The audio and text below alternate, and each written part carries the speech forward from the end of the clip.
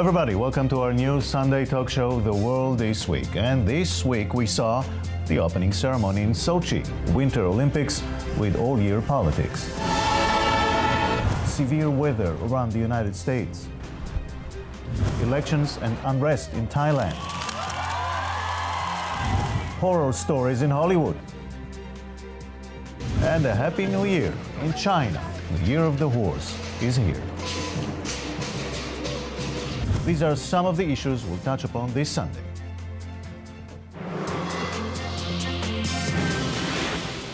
Our main issue this Sunday, the peace talks between Israel and the Palestinians are reaching a boiling point. We'll get to that in a minute, but first to Sochi. It was a Russian-style opening ceremony, clearly with the intention of showing Russia's dominance. And most of the Western world leaders were not even there. We say hello to Ilan Goren in Sochi. Good evening, Jacob from Sochi. Well, what was the Russian message in this opening ceremony, Ilan? I think the message was that the Russian state is standing nowadays on the winner's podium. Even though we have seen a parade of its past achievements, the idea was to show the world that the Russians are capable of great things in the future. And I think that's what they wanted television viewers worldwide, hundreds of millions or even billions, to see and believe. Of course, the question is whether this message was conveyed, considering the fact that instead of 5 Olympic rings, we only saw 4 at the beginning of the ceremony. On the other hand, television viewers in Russia itself saw 5, because the director of this broadcast on local TV cut straight to the general rehearsal, the recording of the general rehearsal, and therefore Russian television viewers might have believed that everything went smoothly, but audiences worldwide probably had a different impression. Apart from that little glitch, a beautiful and pretty successful ceremony yesterday. Oh, well, some things never change. The fact that most Western leaders are not there, it's quite remarkable, isn't it? Well, we've heard Thomas Bach of the International Olympic Committee saying just before the opening of the Games that this should not be the stage where political powers try to score points in internal or external political contests. I would say that this is exactly the place where these things are done, even historically, but that's the message that we hear from the leader of the International Olympic Committee.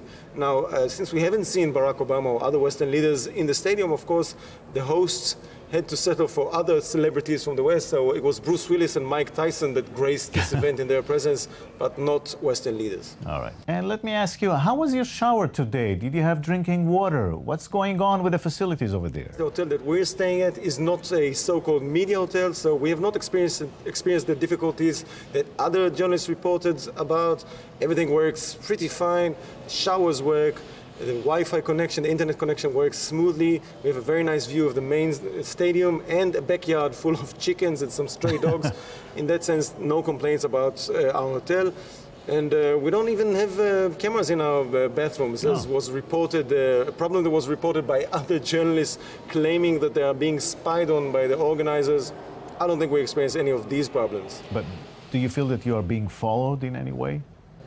Well, of course, the answer is yes. Everyone essentially is being followed in these games, not only journalists, but also even athletes, at least according to Russian journalists who unveiled a massive scheme of surveillance and eavesdropping called SOM, which is something used by the Russian authorities, security services here to monitor basically everyone attending these games. So what to expect next? Yeah, Jacob, we're going to see some very fierce fights on ice and snow in the next few days, especially between the Canadians, the Americans, and the Russian athletes, the hosts. We've already heard about a possible scandal in figure skating. The sports newspaper L'Equipe reports that there might be some sort of a deal that was struck between the Russian and the American team to push the Canadians aside, basically giving good marks to each other, the Russians and the Americans, and therefore blocking the Canadians from winning gold in these competitions. If this is true, it's not only illegal, it's the first major scandal of these games. Hopefully this is not true, but we'll have to wait and see in the next few days how this develops. Of course. Ilan Goren in Sochi, Russia. Thank you very much. Thank you, Jacob, from Sochi. With us this Sunday, Barbara Opal-Rom, Defense News Bureau Chief in Israel. Hello. And Alon Pinkas, former Israeli Consul General in New York. Let's start, Alon, with Mr. Putin. Now, is this Putin taking center stage? Is this the rise of Russia and the decline of the United States, or neither? Neither. I mean, yeah, it's Putin trying to assert power. It's Putin trying to project a different Russia, a more powerful and more involved Russia. It has nothing to do with the decline of the U.S. There is no decline of the U.S. There's declinism, which is a state of mind, and there is a change and a shift in power relations throughout the world from a one superpower structure to a multi-power structure. Russia has nothing to offer. Which is why Putin may try and dominate the agenda all he wants, but he's got nothing to sell. But Barbara, he was very successful in the past year or so, right? With some nice maneuvers internationally. Absolutely, and here's a rare time when I must disagree with Alon. It's good. Go on. I believe that Russia under Putin is a reascendant global power with a clear strategy and an ability to implement an agenda of becoming a global hegemon. Nowhere better was it showcased in Sochi. We all were ridiculing, the West was ridiculing Putin for his grandiose, delusionary designs, but the fact is that in 7 years out of nothing, he was able to use that autocratic regime that he's been able to strong-arm and manipulate to serve his interests. He did it at Sochi, and he's doing it on a global scale. He knows when to bide his time while the U.S. bleeds. He knows how to, bleeding I meant financially, and I meant in involvement in Afghanistan and Iraq over decades. So he knows when to bide his time. He knows how to parlay his global power status as a nuclear power, as a space power, but then he knows when to come out big time. I mean, the defense budget has been, since 2007, it has doubled, and by 2016, it will have tripled. Maybe we're missing something about Putin here. This is a rare occasion where I still disagree with Barbara. I think he's trying to do everything that Barbara said he's trying to do. I just fail to see how, in the current structure of the international system, Russia can be ascendant. Yes, they have oil. Yes, they have tripled their defense budget by increments.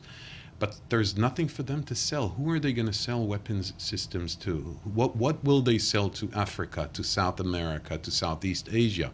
No one needs what they have to sell, which is why you could see assertion and expressions of power in the Ukraine, in Syria. I don't see Russia becoming a superpower. Which brings us to our favorite subject, the Middle East. This ignited another round of attacks by Israeli right on Secretary of State John Kerry. You see, for Israel, there's an increasing delegitimization campaign that has been building up. People are very sensitive to it. There are talk of boycotts and other kinds of things. Barbara, that was perceived as a threat by some Israelis. Wrongly so. This is a classic case of shoot the messenger. He's not advocating a third intifada or a boycott movement. He's just trying to get Israel, its leaders particularly, to open their eyes to the reality. And again, I must go back to Russia in that the vacuum, if the U.S. does not succeed this time, the vacuum that will be left here will be filled by another power that will not be so sympathetic. And as even Avigdor Lieberman said on Friday, a very good friend of Israel, that sympathy and that decades of understanding will be gone, and Israel will left to do what the defense minister said and to manage. We'll talk about Lieberman in a second, but Alon, Kerry has been talking a lot, more than many others before him, didn't he? Oh, we should be thankful that he is, because the opposite of not talking is not talking, meaning divesting political capital from the Middle East, disengaging from any further involvement in the Middle East. That would probably be the worst possible scenario for Israel, which is why the attacks on Kerry were nothing short of reckless, rude, coarse, idiotic, and serve no purpose whatsoever. This is the Secretary of State, Yaakov, who provided, past and present tense, $130 billion to Israel. This is the Secretary of State, the office, not necessarily the individual, who cast a veto in the UN Security Council. Yeah, but that was 51 history. times. No, that's not history. Right wing in Israel says now the right wing in Israel is not a mediator. He took a position. Right. This is a classic right wing argument that runs from 70 AD to 2014 AD. They panic. They tend to blame the Romans. They tend to blame the Americans. They blame everyone but... Except for one, foreign minister, Avigdor Lieberman, who apparently changed his tone, and State Department went out of its way to welcome him. Let's watch. Well, we certainly welcomed his remarks and his sentiment and the importance of the peace process, and it's a reflection of course, the belief of many people in Israel that a two-state solution is the right outcome. Well, Barbara, everybody picks their own favorite. How convenient. You know, it's a sad commentary when the State Department spokeswoman has to praise Avigdor Lieberman. What did he say? He just did not throw spears at the process. He offered empty platitudes. He praised Kerry as being, he stated a fact that Kerry is a good friend. For him. Kerry is a good friend of Israel, and he has learned stylistically to change his tone. But what did he say? I was there at the event on Friday. What did he say? Nothing special, you say? Nothing at all. Alon, is this the beginning of the end of this current government in Israel? Yes, I think so. You know, these things are tectonic sometimes, but you see the cracks, they are visible. Lieberman, Foreign Minister Lieberman, said what he had said, I think, for political reasons.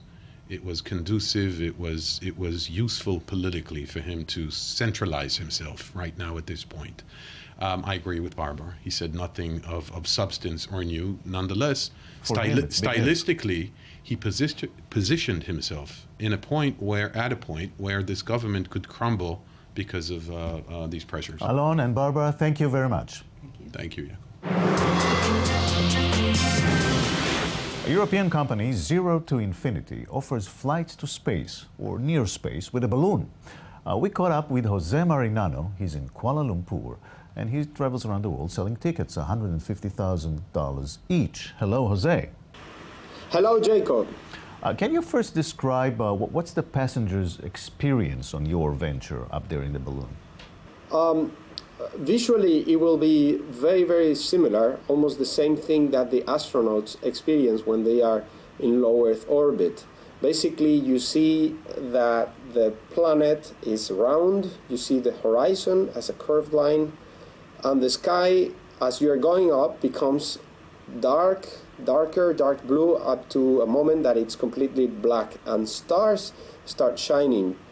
On the contrary, the movements and the physical experience of going up will be in sharp contrast with the traditional way that astronauts have gone, because it will be done in a calm, slow, and without any strong forces or vibrations, as would be the case if you were riding up on a rocket. Mm-hmm. When do you expect this to be operational? On an experimental basis, within 12 months.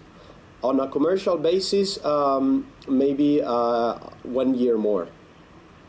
Well, look, there's no space shuttle there, only a balloon, so $150,000, it's a bit steep. That's a good point. Of course, it all depends. It would be lovely to make it less expensive, but our margins are pretty low. And anybody that is flying that kind of payloads, basically a space agency like NASA or CNES, the French space agency, they spend several million on each flight without people. So we think it's a very fair price. And the amount of time that will be spent with this visual experience will be very significant, about 2 hours. So compared to a rocket-based system, it's a very good value for money, about 20 times less expensive per minute. Okay, well, thank you very much and good luck. Thank you.